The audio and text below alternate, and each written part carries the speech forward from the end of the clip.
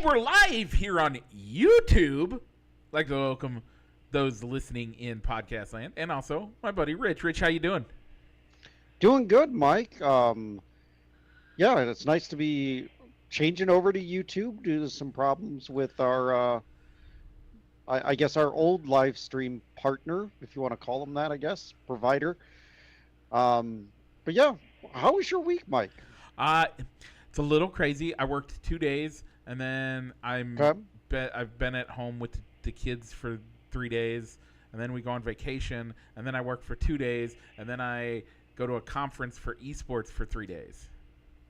Ooh, okay. I did not know about the conference for esports, so that should be fun. It's gonna be a crazy. June is a crazy month for me, and it's also a busy month. But hopefully, I can get a lot of stuff done in those 2 days. I'm not even so. We're doing a Thursday show because tomorrow night my wife and I are leaving for a trip. Somebody's gonna watch the house for us, but because of that, we're gonna be. I'm not available tomorrow or Saturday. That's why we're recording tonight. But we're going on a vacation through the West and to go enjoy stuff. And so while we do that, I'm not even gonna bring my work computer. Good, good. As you shouldn't. You shouldn't. When you're on vacation, work needs to. Oh, I spent be left at work. I spent an hour plus doing work today. I didn't stop. I'm doing work today. The kids were napping or sleeping, but you know, I still am doing work. But yeah. Anyway, Rich, we got a really good show. I'm really glad I'm able to join. There's some great topics in here that I want to talk about. First, we're going to talk to WNBA and what's going on over there. A lot of controversy, especially for our fan base, who's mostly Iowa, Western Illinois, so basically Iowa based. And want to talk a little bit about what's going on there with some of that. Also, we're going to talk MLB and how the Cubs are doing. Rich, what else do we got today? Well, Mike, we got to talk some racing as we got the Belmont Stakes and the NASCAR Cup Series, as well as we have the NBA, the finals in both the NHL and the NBA started today. But Mike, what do we got to do first before we get into the show? We got to roll that intro.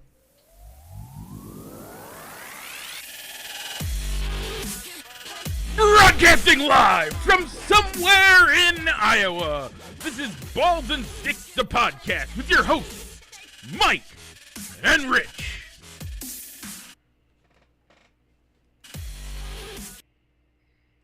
And we're back. Okay, so Rich, before we do any of that, let's get into our poll question. We had waffles versus pancakes. Man, basically the same thing, just how you cook it, which changes it completely. Did I vote this week? Apparently I didn't. Oh, yeah. Timeout. So I'm breaking the tie. Okay. The reason I'm breaking the tie is I was on Facebook timeout from the time that our show got turned off until Tuesday midday. Oh. Because of our show. And they wonder, I mean, they don't care. But that's why we left. They don't. That's why I left, because I wasn't doing this anymore. So I didn't care. So with that, we only had three votes. I only had 3 votes, Rich. 12 people saw it. Because you were, okay, maybe because you were in timeout. I was in timeout and couldn't share it, which I tried to do. Yeah. Okay, we'll leave this one open. I'm going to share it right now. Are we going to check back in after, at the end of the show, during the quick hits portion? No, what we'll do is we are gonna wait. We are gonna share it. We will talk about it next week as well. We'll have 2 polls going. All right. As of right now, you and I won with waffles over my wife, who voted for pancakes. Now, I'm guessing she's probably voting for Swedish pancakes, which are delicious, and I love them. Ooh. Yeah. Ooh, yeah. But we're also not talking. Yeah. Yeah, we didn't put those on the list. Like those weren't. Those No, are no, those it's just are different. pancake. They're That's just a pancakes. pancake.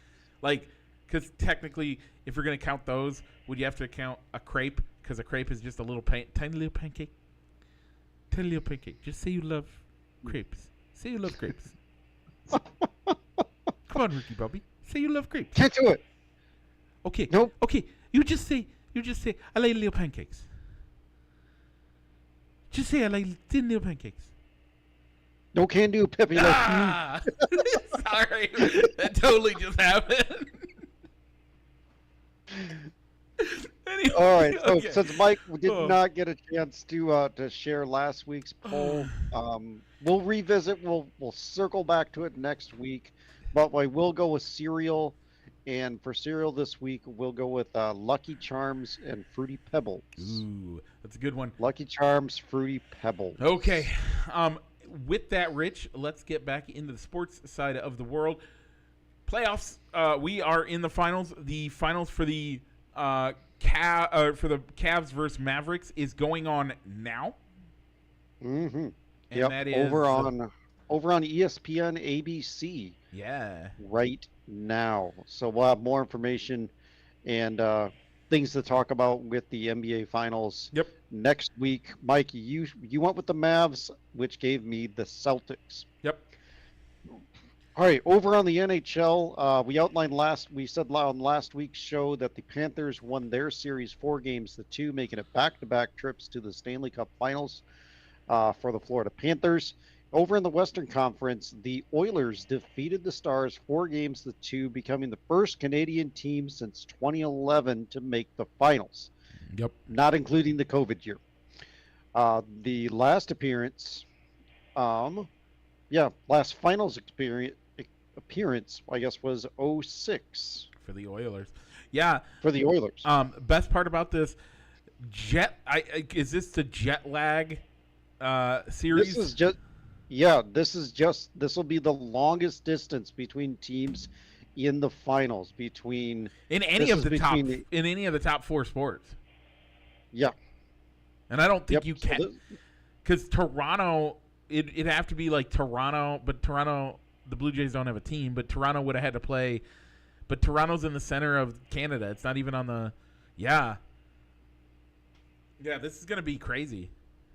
Yep. Edmonton to Sunrise, Florida, 2,540 miles. Man. So they play game 1 Saturday night in Florida. Rich, I got to go Canada. Yeah, I'm going to go Canada as well. I really want to see the Cup go back up to Canada, and that'll be the first time a Canadian team winning the Stanley Cup since 1993. Yeah. OJ was a non-convict. Had not been convicted of a felony. He had been determined innocent. Yeah, Mike, care to guess what team that was that last won that Canadian Stanley Cup? Without going to the Google machine. I'm just trying to.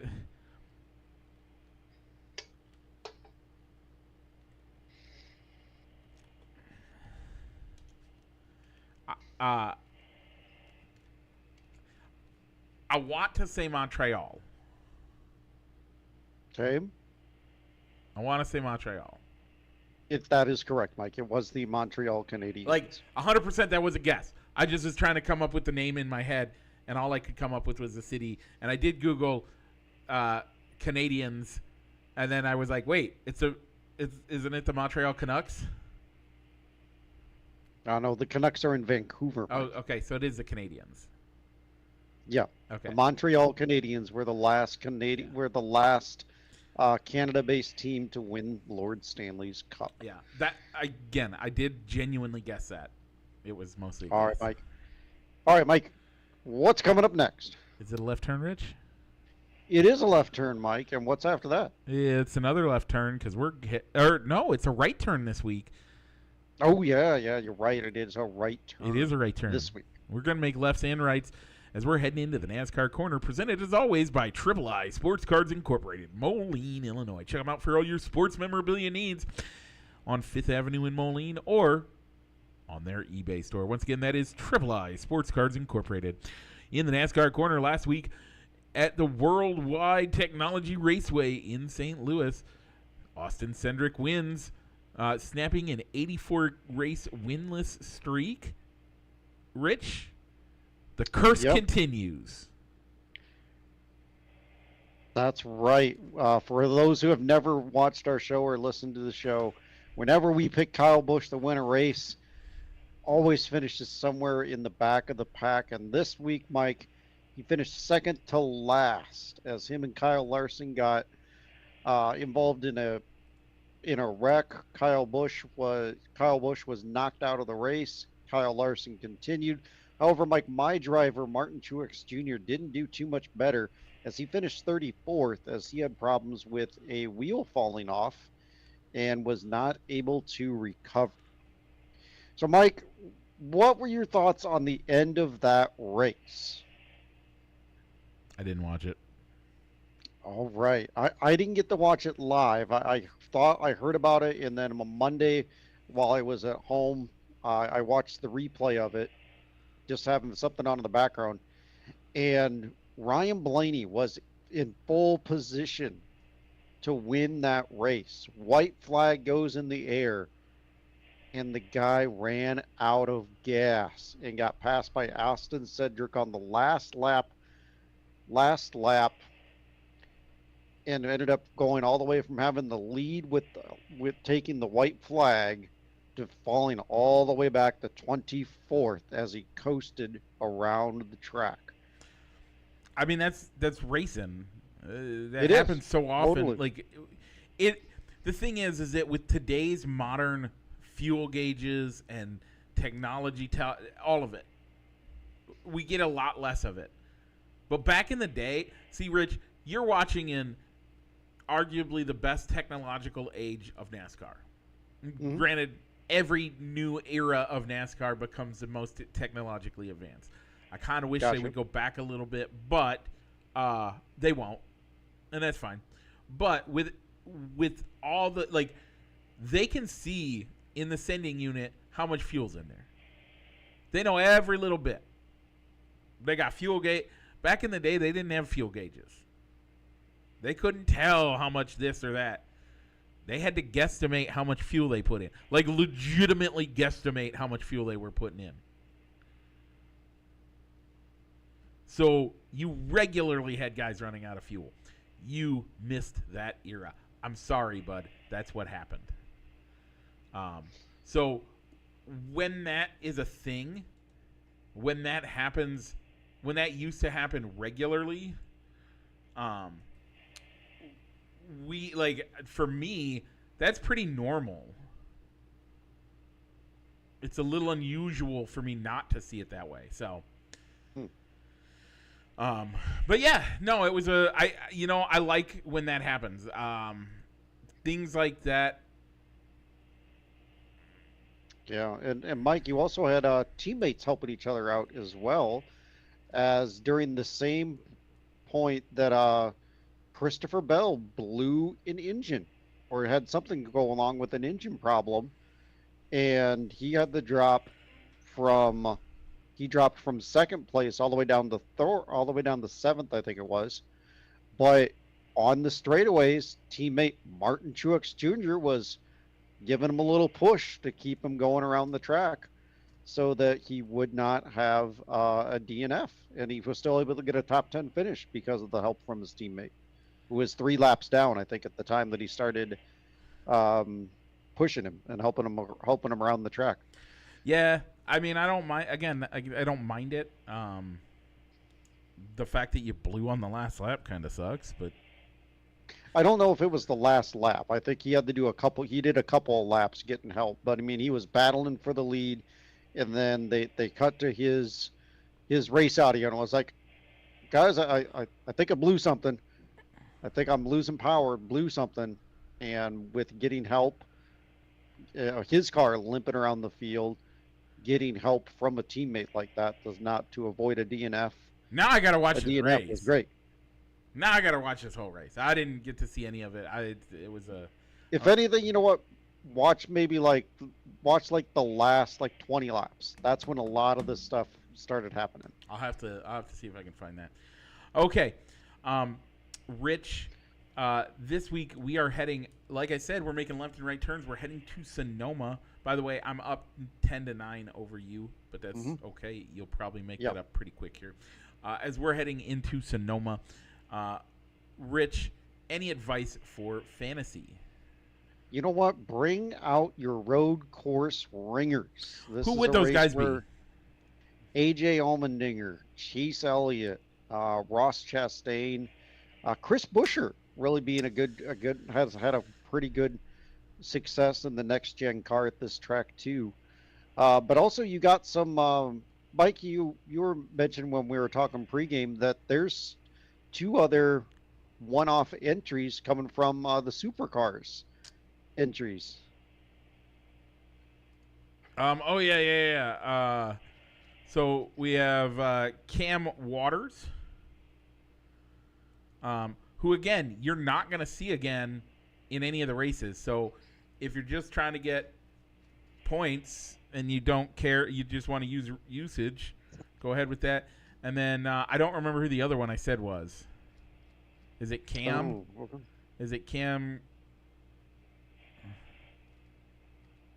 Let me look that up real quick. Because I know Von Ginsberg isn't. You told me that he's. Oh, it's Carson Hosvar.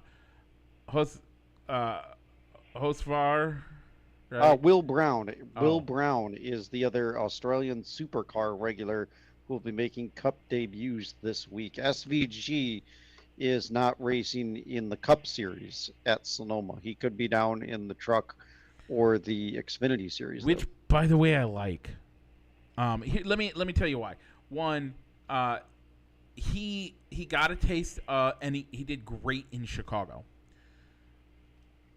But one thing that he's not doing, if he wanted to, I guarantee you he could probably just have somebody sign him, and he wouldn't have to really work that hard to get a ride. But he decided, I'm gonna go out and I'm gonna work and I'm gonna work my way up to that NASCAR Cup Series, and that's the right way to do it, and I like it, so I'm excited for that. Yeah, but I mean, he kind of is signed with a team, but as I think he works with Trackhouse and Colleague Racing, it's just from week to week.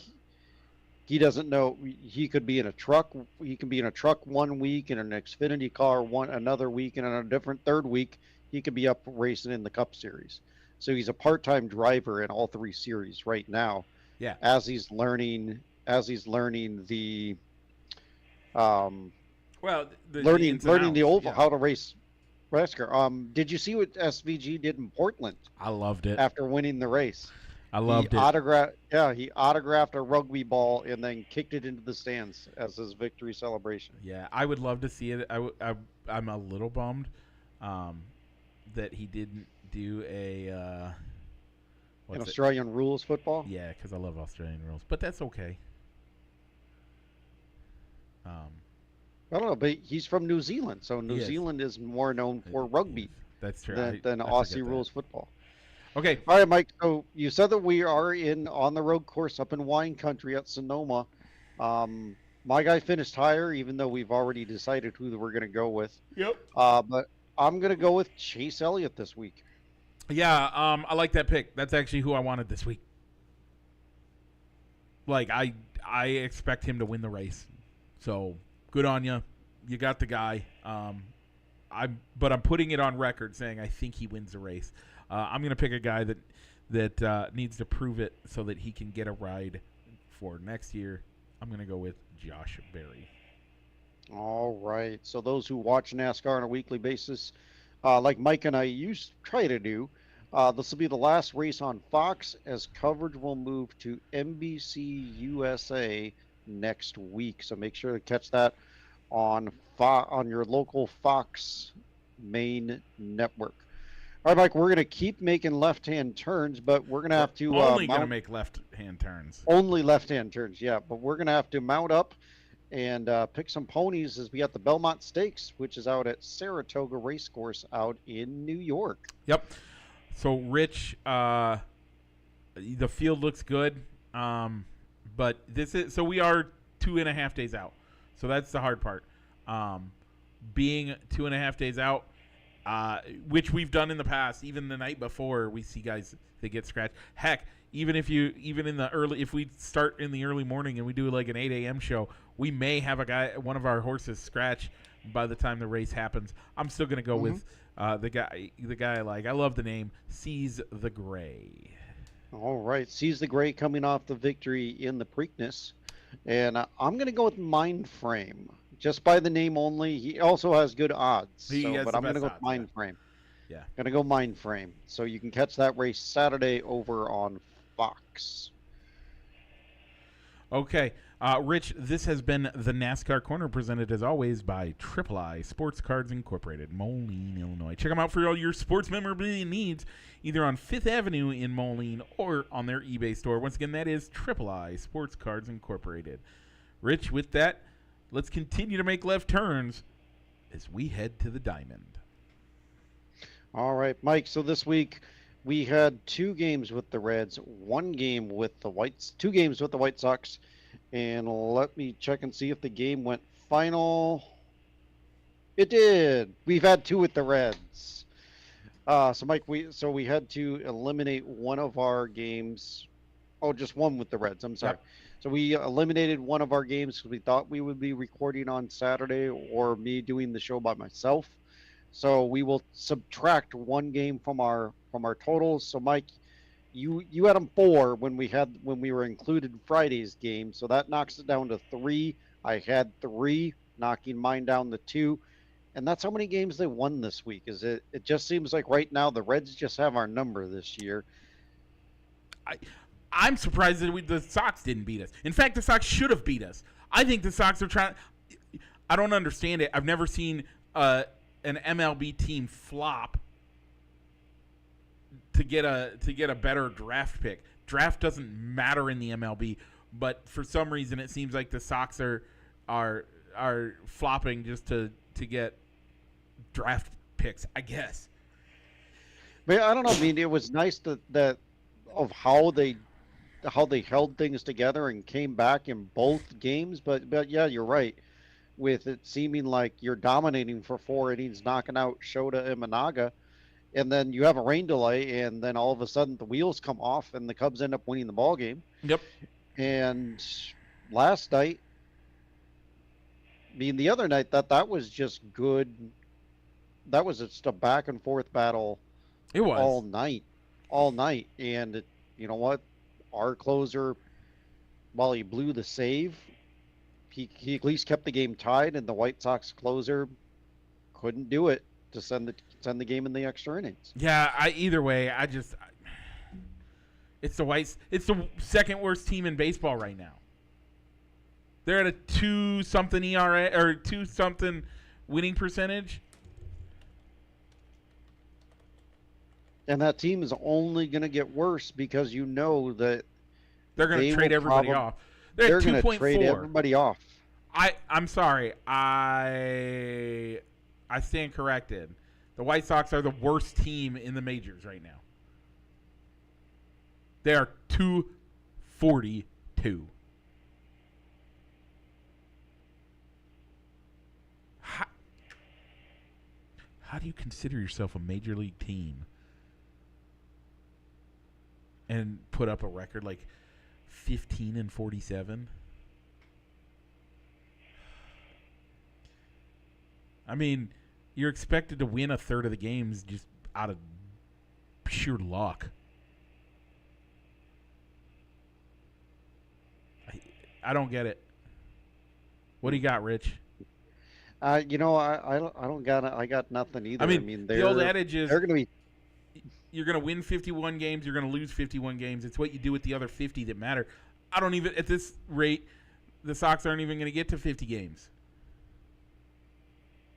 I don't think they are. I mean, we all thought that the A's were going to be the worst team in baseball, and they're not doing they're not doing as bad as the White Sox. The And like Angels I are said, I worse. mean, the Angels. The Angels are worse than the A's.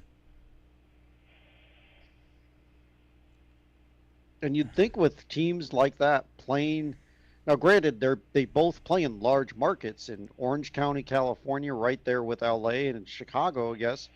But both of those teams are the second fiddle At to those best. teams as the Dodgers and Cubs just dominate that I market. And mean, that's not coming from a Cubs fan. That's reality. That's reality. well, and the other side is that, I mean, it's so bad that the Angels aren't even allowed to call themselves L.A. That's how bad they are in that market. They're called the Anaheim Angels. Well, I think they're the Los Angeles Angels of Anaheim. They've Oh, somehow they were the California Angels for a long time, then they were the Anaheim Angels, and then the LA Angels of I Anaheim. yeah, I don't get it. Either way, I mean, and all this, we're sucking it up. We're only one game under 500. We're And we second in have the the division. yeah, and think currently they would make the playoffs if the season ended today, as they Yeah, are tied for the second wild card. yeah. So we still make the playoffs, but depending on how these games go with the Reds this weekend, we could fall out of the playoff picture and fall below the Reds and the Giants and maybe even the Cardinals, who are all a game back. Yeah, I don't know. Like, part of me thinks they deserve to be in last place. Just being honest with you. Their bats aren't doing what they need to be. Bullpen's blowing stuff. Our guys that we thought were going to be our aces aren't doing anything. I don't get it. Like, Yeah, on there's still paper, a long. this team should be a great team. I think they're like I predicted at the beginning of the season that I thought they were going to be that they're a year ahead of where they should be, but I thought the Craig Counsell pickup was going to make them a year ahead. I don't know if Craig Counsell's the right is the right fit currently. I think he still is the right pick, but whatever strings he was pulling in the beginning of the year, if anything, those whatever he's doing, I don't know if he's doing anything different, but whatever he was doing in April just is not working right now in May. So I'm gonna plagiarize a little bit, mostly because our buddy Nick Baker has talked to me a couple of different times this week or this year about it.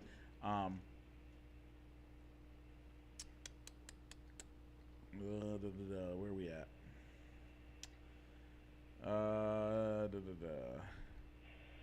Yeah. So basically, here's what he's saying. He I'll give you both because he gave me one early in the year and then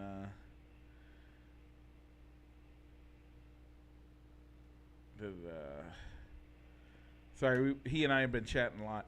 Basically, he thinks Craig Counsell's calling things in just a way that is very predictable and obviously not working. He thinks that other managers have everything he's going to be doing, and so it's just not. He's not doing anything to help us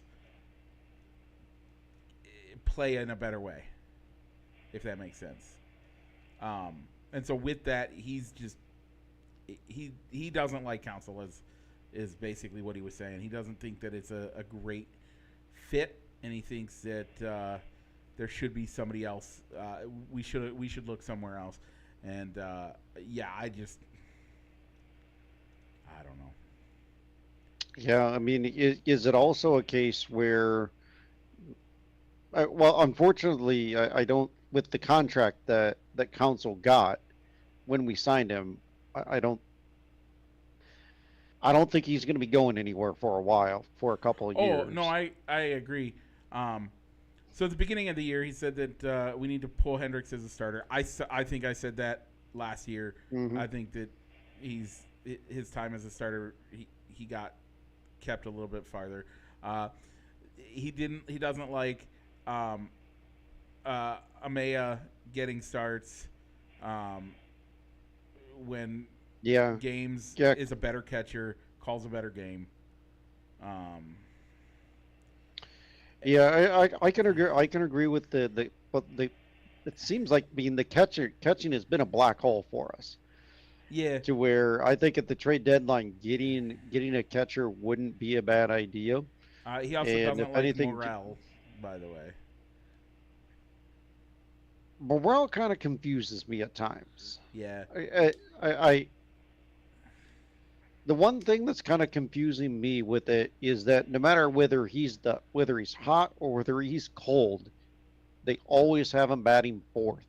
They've never adjusted where yep, he's hitting the lineup. yep. Everybody else Everybody has else kind of moves everybody around. else has kind of fluctuated where they're at in the batting order, but not Morel. Yep.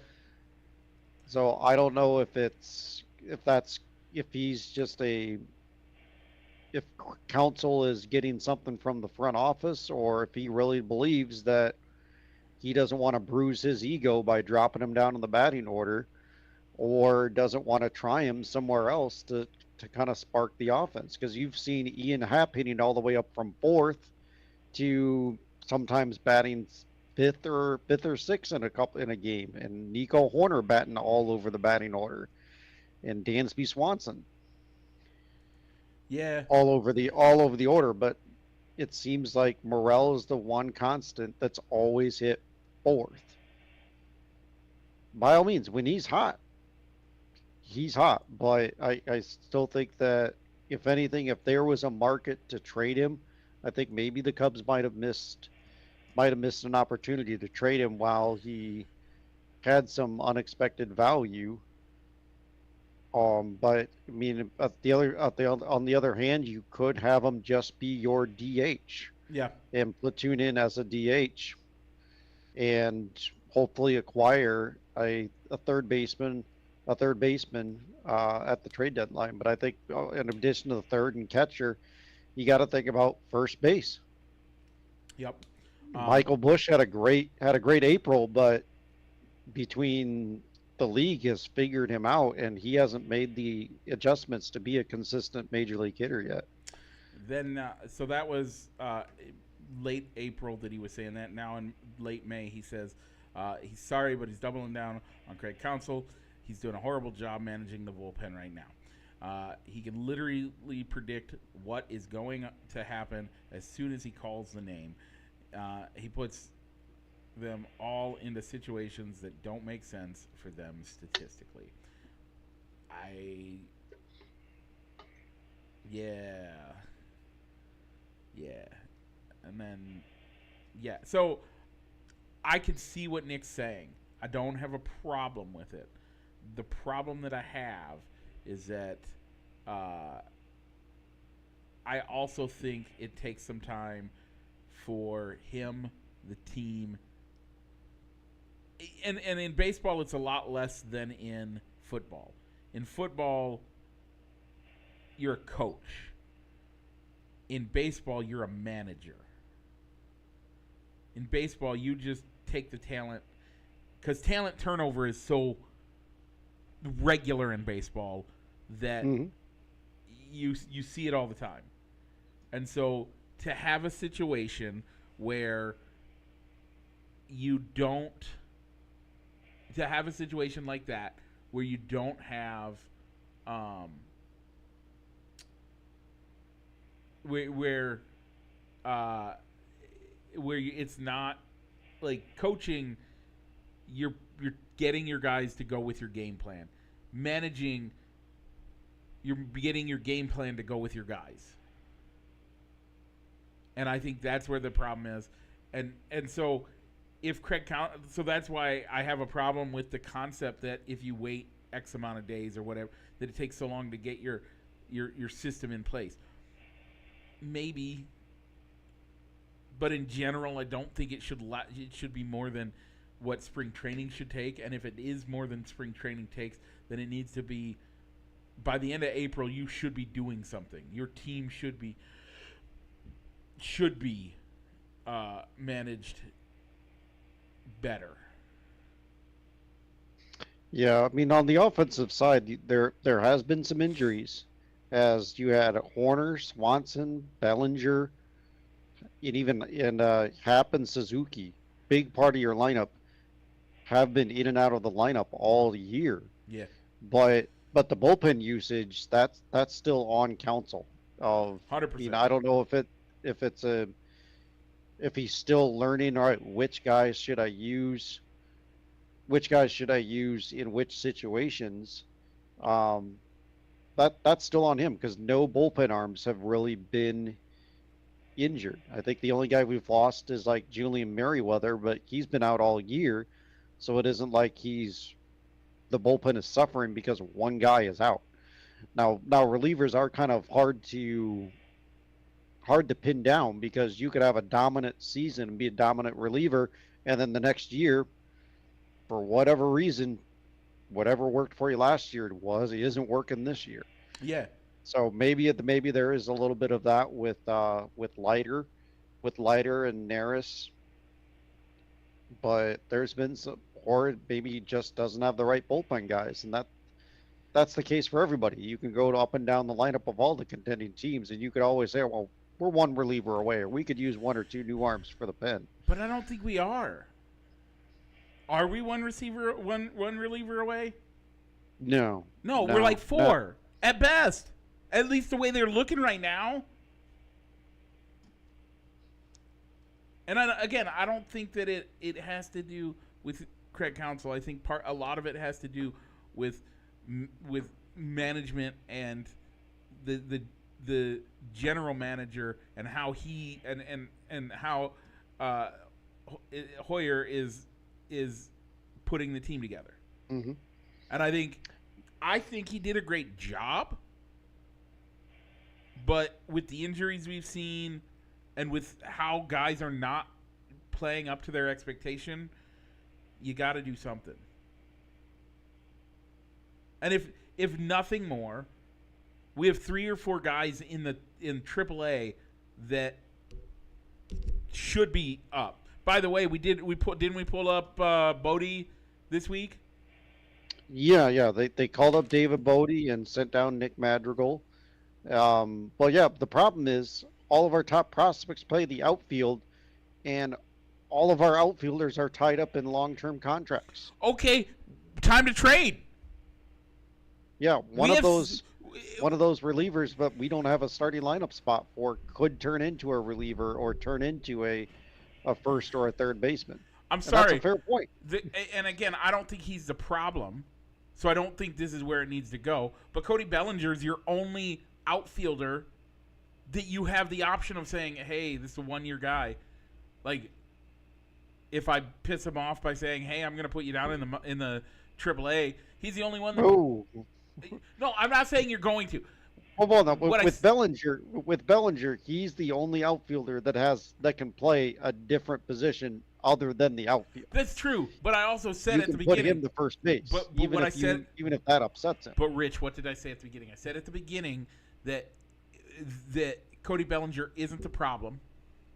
Mm-hmm. I said that he should be doing things. He should be in the game every day. He's not the one that needs to not be in the game every day. He's playing the way he should. He doesn't have a team around him right now playing the way they should. And like you said, the other guys that are out there in the outfield are tied up on big contracts. So that's not going to work.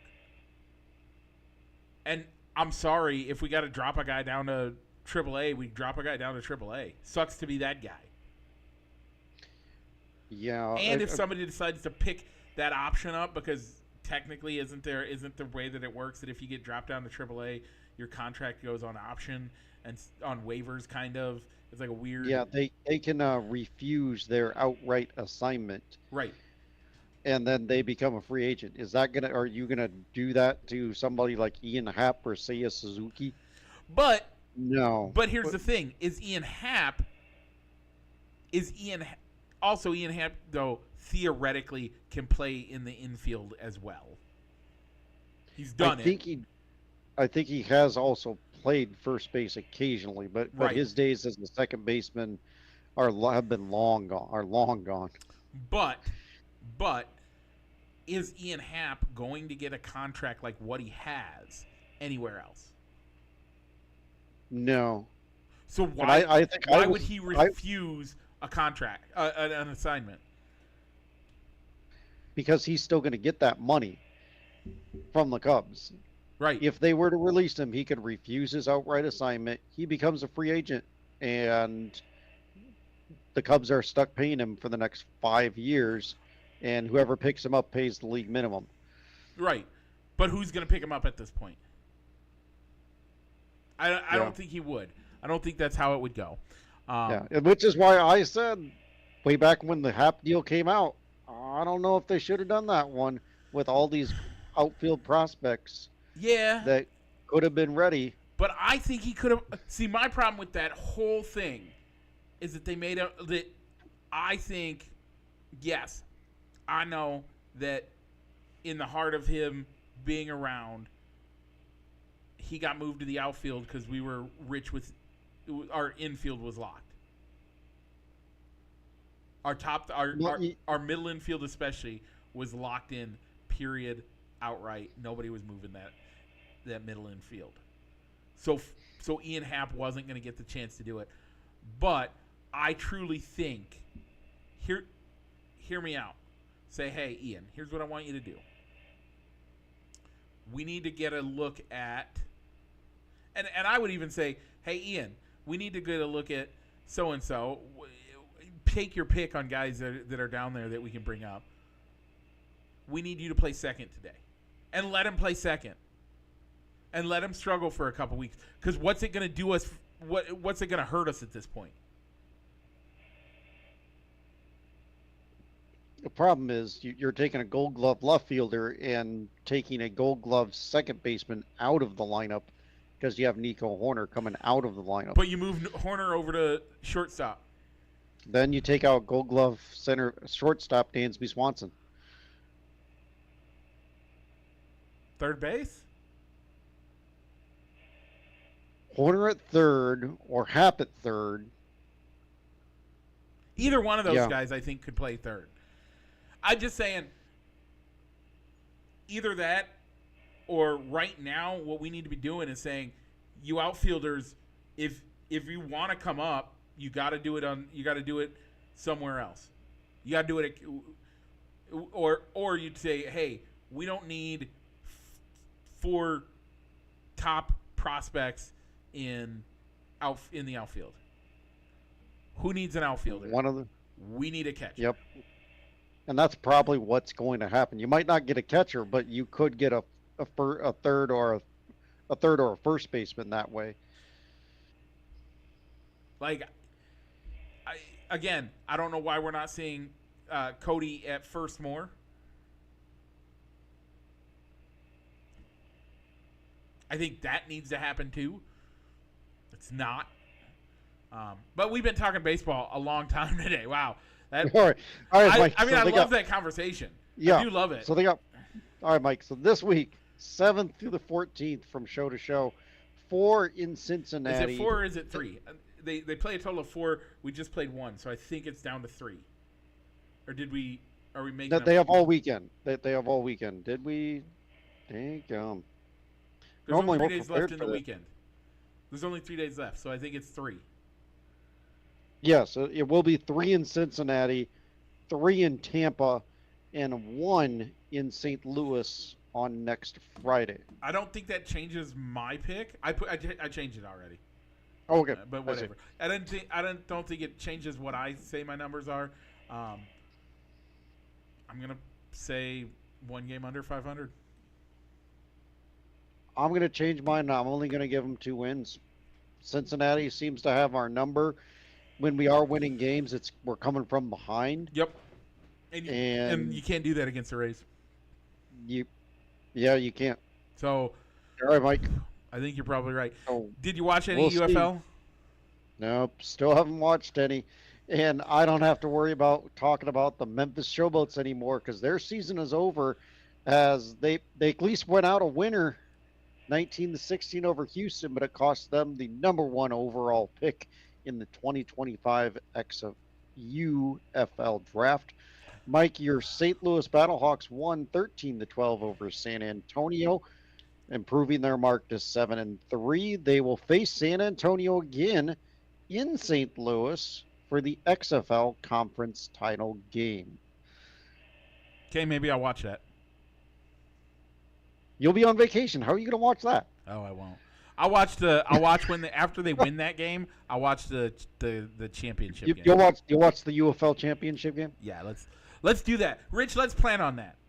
We'll watch it and we'll text each other while we watch it. It'll be like the Super Bowl, right? Maybe. Probably not. I don't think so. Okay. Probably not. Rich, I got a topic. We teased it at the beginning of the show. I think it's an important topic to get into. We're still doing great on time, by the way. We're at like 46 minutes, so we still got some time. Okay. Rich, what would make you want to watch the XFL? The UFL? Or the UFL? UFL. What would make you want to watch spring football?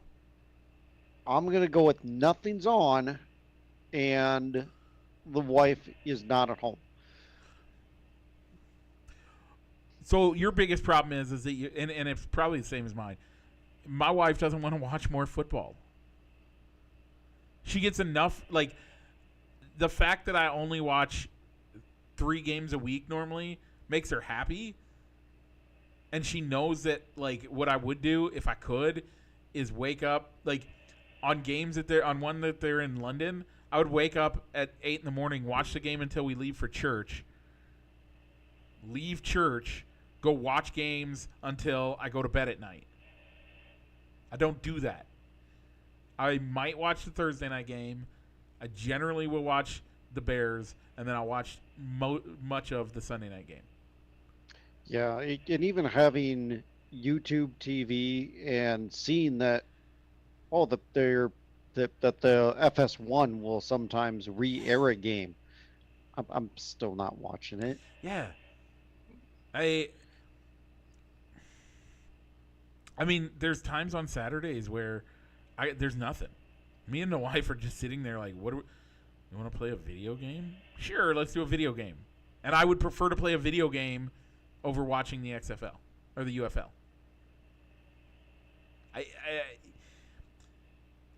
I like in concept the idea of more football, but I'm at the stage of my life that I'm not letting it get in the way of my family time.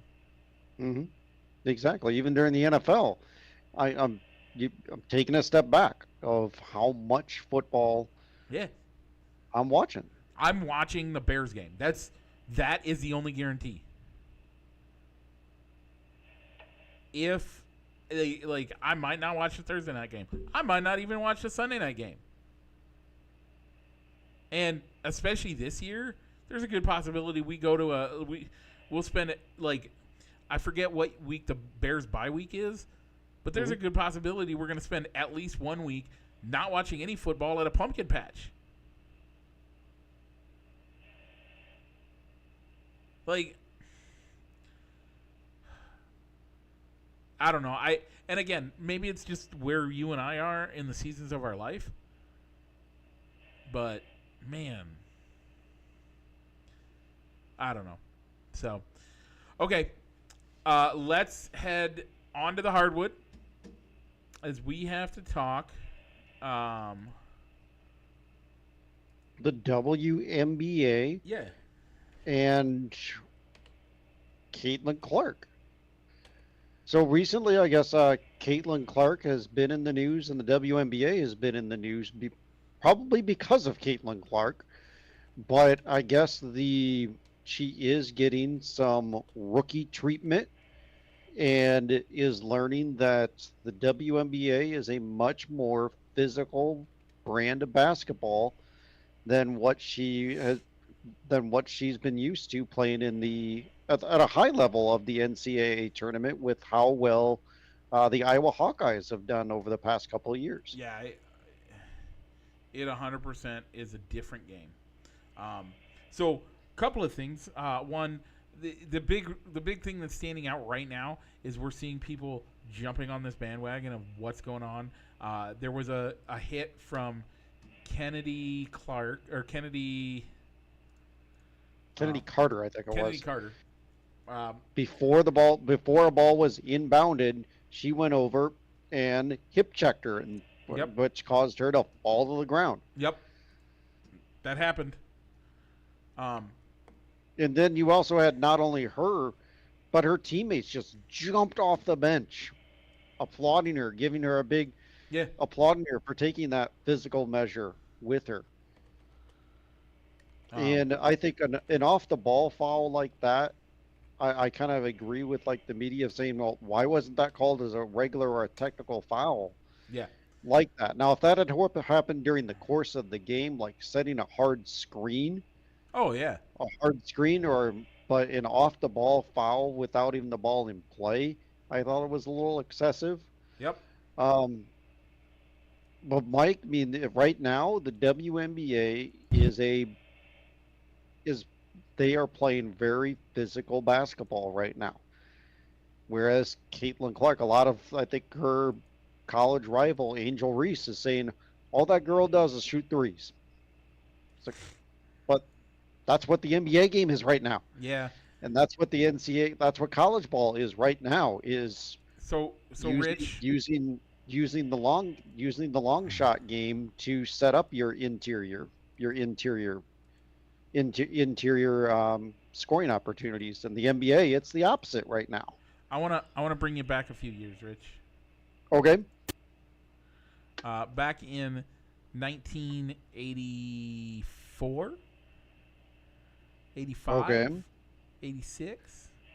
Yeah, probably right in there, the mid 80s, early 90s. There was a young man drafted that he was a kind of scrawny little kid, but everybody said he was going to change the NBA. There were teams that said, not on our watch.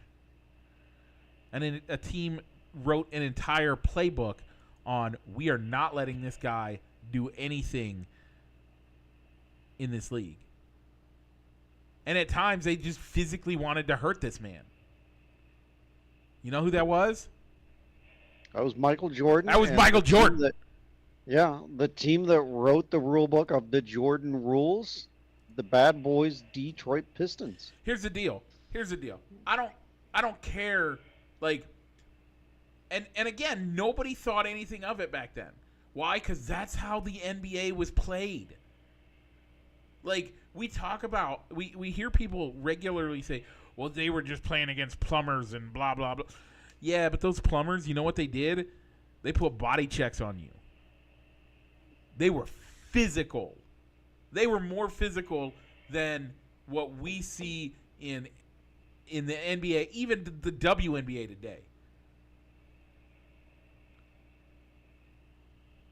Well, let's fast forward a couple years. That young man, Michael Jordan, he decided he was done with that happening anymore. So you know what he did? He went into the gym and he put on like 40 pounds of straight muscles. And he bulked up, and when somebody came to hit him, he just stood up and took the hit and knocked them on their butt. And he overpowered people, and he rebuilt his body so that he could take the punishment. Yeah. When he had to go into the lane. Yep. For a scoring opportunity. Yep. And he was tired of getting hurt. And that's what we need. That's what if Caitlin Clark wants to be in the league longer than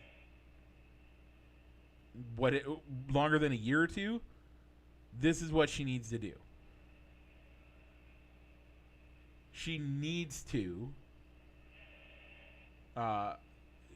design herself to be a better player. So that's in my opinion what she needs to do. And you know what? I think that hit was a bad hit? Yeah, I do. I think that was a dirty hit. But I don't think if you watch. So I've watched maybe I've watched a couple WNBA games. There's violent hits in the WNBA every day. It is not a brand new thing. It is not something that you need. These girls are. Yes, I think they're going after Caitlin Clark mostly because the attitude she comes in with. Wait, did I say that? I haven't mentioned that yet either. She is one of the biggest trash talkers of anybody to come out of, like, even in college, she was a huge trash talker. The whole thing with her quote unquote arch rival, Reese. Angel Reese? The whole can't see me. The whole thing was that the entire time, and I do mean the entire time, Caitlin Clark was doing the exact same thing. The exact same thing to Angel Reese. So when Angel Reese did it, it was not because she was being a nasty, mean person. She was doing it because that's what Caitlin Clark was doing to her. So you can't tell me that this is a race issue. These girls, I think they're targeting Caitlin Clark. I don't deny that. That is 100% a thing. But when you come into a league basically saying, I'm going to change this league. Rich, if I came into baseball, well, maybe not this year because current baseball players are weak, but in the 90s, if I came into baseball and I said, I'm the hot stuff. I got drafted. I'm hitting the majors in 1 year. I'm not doing that high A. I'm not even touching that. I'm gonna skip right to double A, and I'll be in the bigs in a year.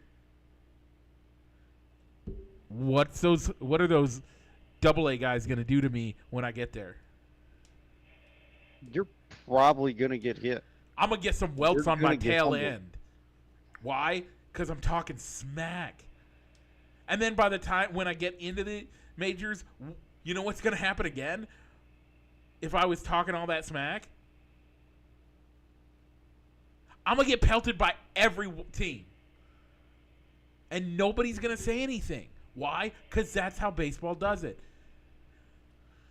Caitlin Clark comes into the league talking smack. And she talks smack, by the way, the play that we're talking about, the big play that we're talking about that caused all this uproar. You know what happened? Just before the cameras that we're seeing on social media,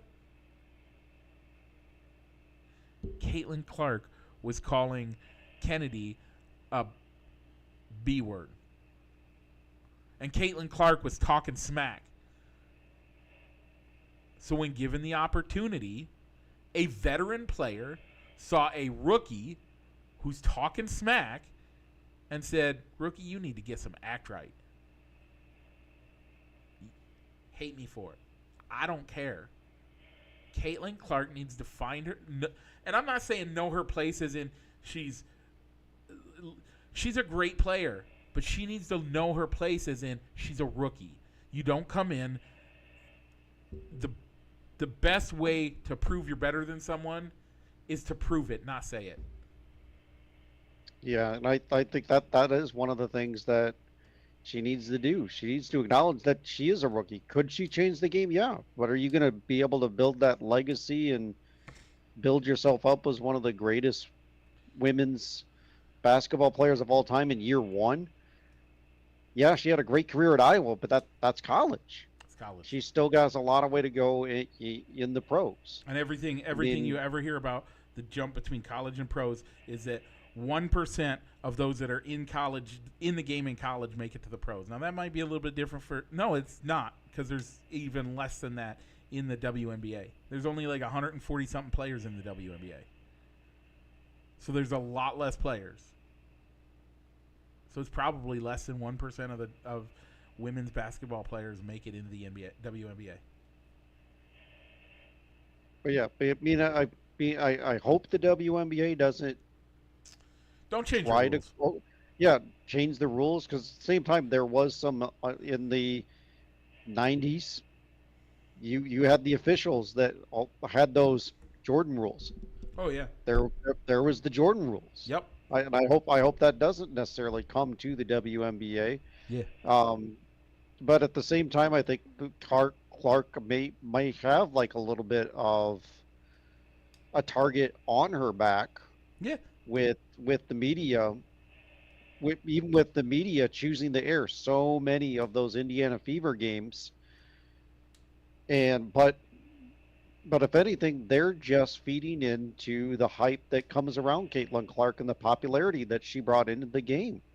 Now, so I think a lot of these players could be off to show them that, hey, we've been here all along. There's other great players in this league, not just Caitlin Clark, and we're going to shut her down, and we're going to show you that, hey, there's more than just Caitlin Clark in this league. Yeah. Nope, 100%. And you know what?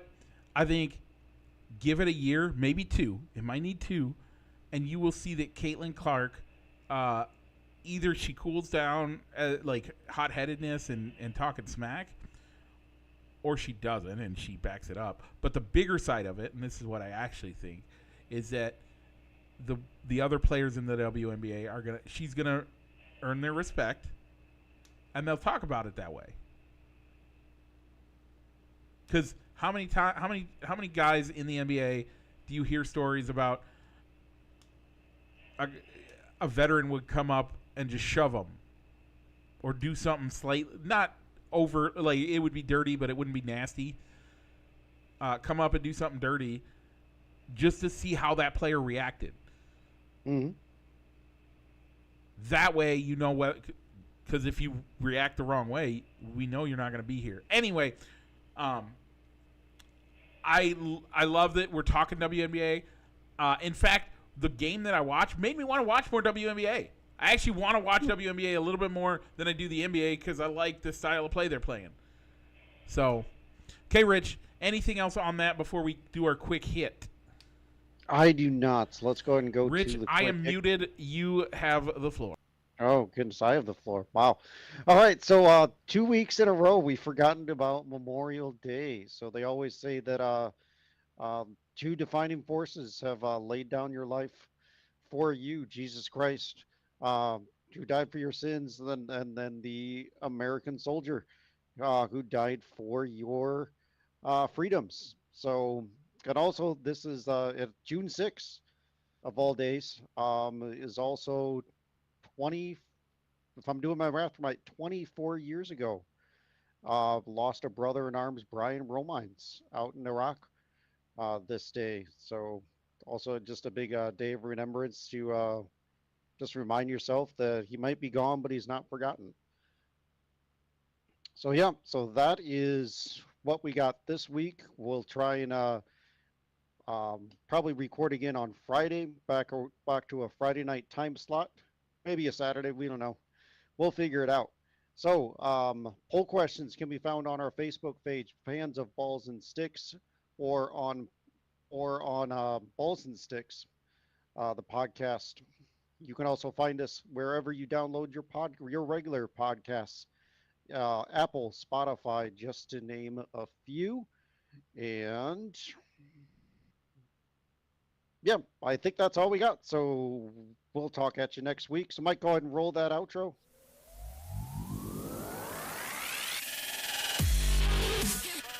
Broadcasting live from somewhere in Iowa. This is Balls and Sticks, the podcast with your hosts, Mike and Rich.